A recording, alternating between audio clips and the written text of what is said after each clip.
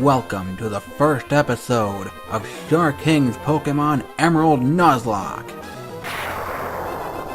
I just decided to start this up as a little fun series while I'm deciding on some various other things in my life. And also, while I'm pretty much in the middle of downtime because my internet is crap so I can't stream. So, enough about my motivation. Let's get on with the challenge. And as you can plainly see, my battery is dead, so time-based events basically aren't a thing for me, which means I can't grow berries, mainly. I also can't farm, weekly stuff for return TMs late in the game and whatnot, but whatever. Now, while I'm getting all this set up, I'm gonna be going over the rules that I'll be using for the Nuzlocke. Pretty standard stuff, mostly, just a couple of extra things to make it interesting. So, with all that said, let's get on to the rules. Rule number 1, if a Pokemon faints, it is considered dead. It can't be used again, can't be revived, and must be released as soon as possible. Very standard rule there. Rule number 2, you may only catch or obtain the first eligible Pokemon encountered in an area. I say eligible because I'm using the DUPES clause. If an encountered Pokemon is of a species that was already owned, it can be skipped and the next one caught. So I don't catch a whole bunch of Zigzagoon. Of course, that also leaves it open for me gaming the system, so to speak, for rare Pokemon, so that's why I'm also including an encounter limit. If no eligible Pokemon is found in the first 5 encounters for an area... You get nothing! Yeah, pretty harsh rule there, huh? But let's move on to Rule 3. All caught or obtained Pokemon must be nicknamed because friendship and all that crap. Those are the standard rules, now for the couple of extra ones. Wow, I can't talk. Rule number 4, the battle mode must be set, which means I don't get to switch for free after knocking out a trainer's Pokemon. And rule number 5, no items may be used from the bag during battle, save for all variations of Poké Balls, because frankly, they don't work any other way. Held items are fine, and outside of battle, I can use whatever I damn well please. So that's all that out of the way. Let's move on to the game, and wow, I really can't hold A, can I? One thing I can do, apparently, is ride in the back of a moving truck with all this stuff that could potentially fall on my head. I don't know. Pretty terrible living situation, I have to say. But one thing I kind of like is that, yeah, it's listed as inside of truck. Now, before I do anything, gonna change some options. That's gotta be fair. That's gotta be set. Let's go with stereo, because why not? No, I don't need any of that, and... what frame am I feeling? Kind of like that nostalgic one, actually. Ultimately, I just like the default best. Right then. Let's get this over with. Well, at least the moving truck is blue. We're off to a good start there, if nothing else. So yeah, this is Little Root Town. My hometown that I'll pretty much never come to except for a couple of situations, I don't know. What with all these Vigoroths in the house? Aren't those things, really dangerous? Because they can't sit still for one moment? At least they're putting that energy to use, I guess. So yeah, my dad got me this clock, which has a dead battery, which means it can't keep time. Yeah, my dad bought me a dead clock. Great parenting there! So since the time literally doesn't matter, I'm just gonna leave it as is. Yeah, everything's already put away. Because apparently... we're really efficient movers. Certainly more efficient than me and my family have been, I don't know. Oh, what is it? My dad's on a commercial, as if I care. I mean, he bought me a dead clock. Why should I care? Yeah, all that stuff about Professor Birch. I just want to get to the challenge, okay? Whatever. Oh. Yeah, sorry for busting into your house, but I was kinda told to. Oh yeah. I just moved into the neighborhood, so you don't know what to expect from me. Ooh, I could totally steal this Pokeball. That'd be my first encounter for this place. Nope. She found me. Wow, I guess I'm not in as much trouble as I thought.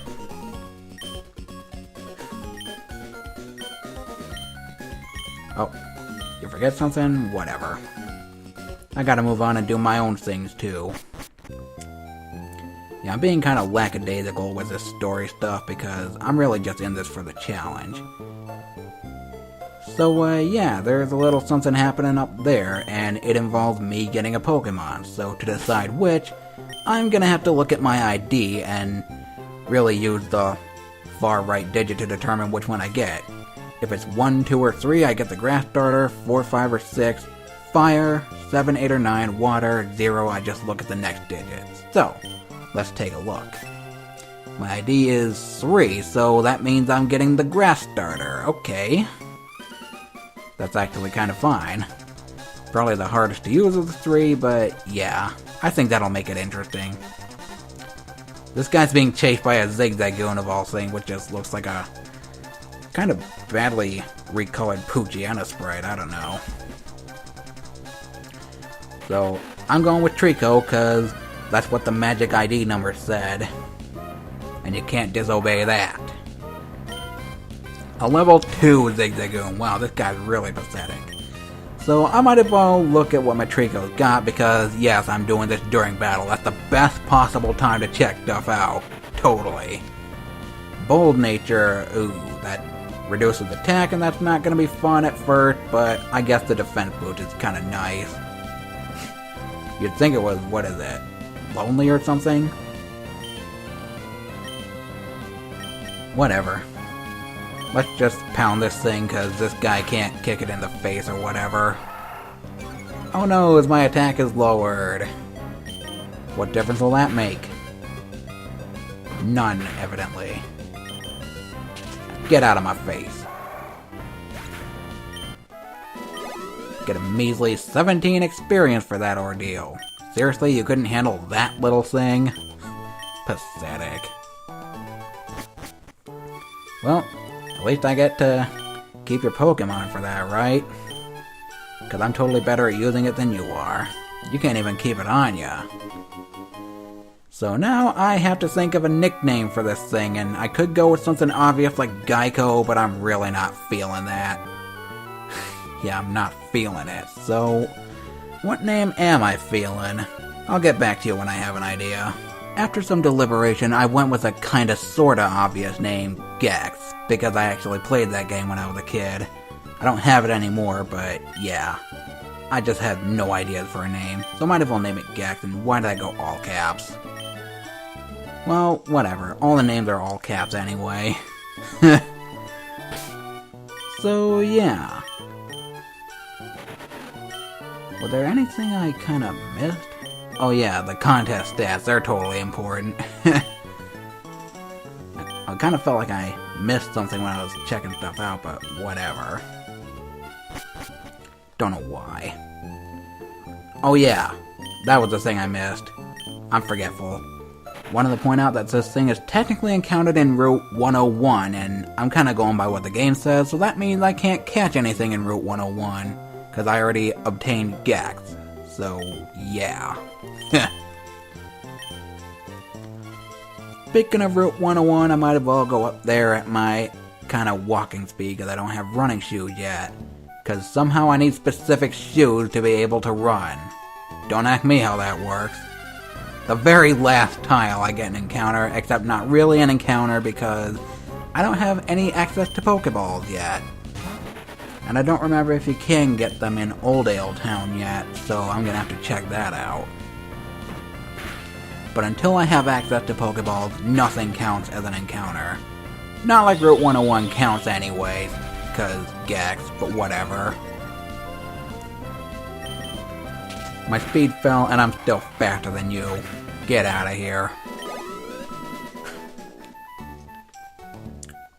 So yeah, this is Oldale Town, and I think this person gives a potion. Which, I can't use those in the middle of battle, but outside of it, it's still nice to have it. So yeah. And while I'm here, even if they don't have Pokeballs, I might as well get a little something. And they don't. But I like to buy a couple of antidotes because, well, in the first 3 generations, when a Pokemon is poisoned, it takes damage while you're walking, and it can be knocked out by it. So I'm gonna buy a couple of antidotes because having your Pokemon die on you while you walk is the worst thing ever. Okay? It just is. So now that that's out of the way, Might as well go see this May kid I've been seeing and hearing about quite a bit, because apparently she's some big deal or something, I don't know. But there she is already. And there's an encounter, except not really, because what I already said. This time it's a Poochyena. They're really diversifying it. Okay. Looks like I might have to either go back or use that potion. And I'm feeling kind of lazy, so I might want to just use the potion. Yeah, to heal off 5 damage. That totally makes sense. But I get a... Actually, I might not need to because I just got Absorb. Except, I think she uses the type Strong against me, so... might as well. Yeah, every time I go to my menus to heal my stuff up, I'm just gonna cut that out of the video because there's really no reason to show it. It's just boring. Speaking of boring, this battle is probably gonna be it, but at least it has some pretty cool music, at least in my opinion. I just like it. Alright, May. Yeah, I was right, she's got Torchic. Absorb isn't gonna do any good. I want to lure it to do some more damage with Pound, because Gex, with his bold nature, is not going to be doing a lot of damage.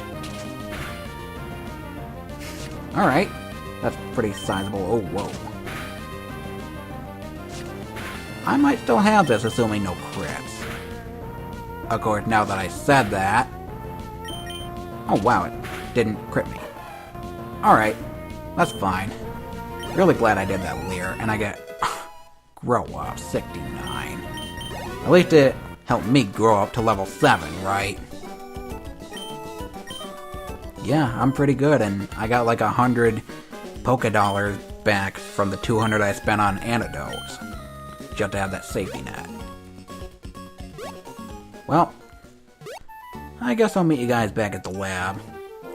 Or not, because she said some stuff, just kind of pointlessly. And we're back. Yeah, I beat your kid in battle. Huh, she's already a trainer even though her Torchic is still only level 5? Whatever. At least I got a Pokedex, and does that mean I get something else?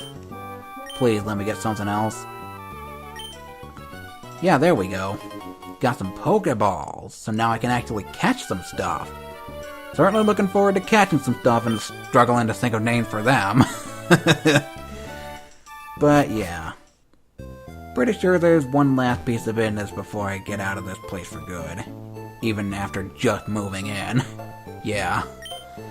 Yeah, he even gave me a Pokemon that I just kind of lazily named. But yeah, thanks for the running shoe. Now I can actually move at probably the fastest running speed in the entire series. I mean, if you're done talking, I'd like to show that. But seriously, in Generation 3, look how fast you can run! This is actually really amazing. Definitely one of the highest points of Gen 3 in my opinion, and I do like this generation. Even if it means running into Pokemon and realizing I forgot to heal. So I'm gonna take care of that right now. Yeah, that's done, and I'm gonna take care of something I've been kind of forgetting about. The potion in the PC. Since I just had to use that other one I got for free. Well, now that that's done, I want to end the episode, but I want to catch a couple of Pokemon first. Maybe we'll start with Route 103 instead of Route 102, because that makes sense, right? A Poochyena, okay. What on earth am I gonna name you? That's already a question I have to ask myself. I kinda don't want to risk a crit like you just got against me, so I'm just gonna throw a Pokeball right away. I got 5 of them. Let's see. And got it. There we go. So now, probably the hardest thing for me in this entire challenge. Naming the Pokemon. Yeah. I'll be back in what for you will be like a second or so, for me over 9,000 years. I'm gonna go with Crocuta because you say that twice and you get the scientific name of the spotted hyena. And also because I had no idea, so I decided to go with scientific names. Whatever. And apparently I'm naming these things all caps because I made that mistake with Gex and now I gotta stick with it. So you got a gentle nature, quite fitting for the weakest dark type out there. Yeah, I know I'm being harsh there, but it's true. And now, one more Pokemon, because I can catch something in Route 102, I think it is. Yeah. What is it gonna be? Certainly not another Poochyena, I'll say that much. I said not another Poochyena. Let's try that again. A Wurmple. Well, at least I got that encounter out of the way, right? Yeah, let's pound it first. Alright, Spring Shot, I don't care. And now this thing needs a name.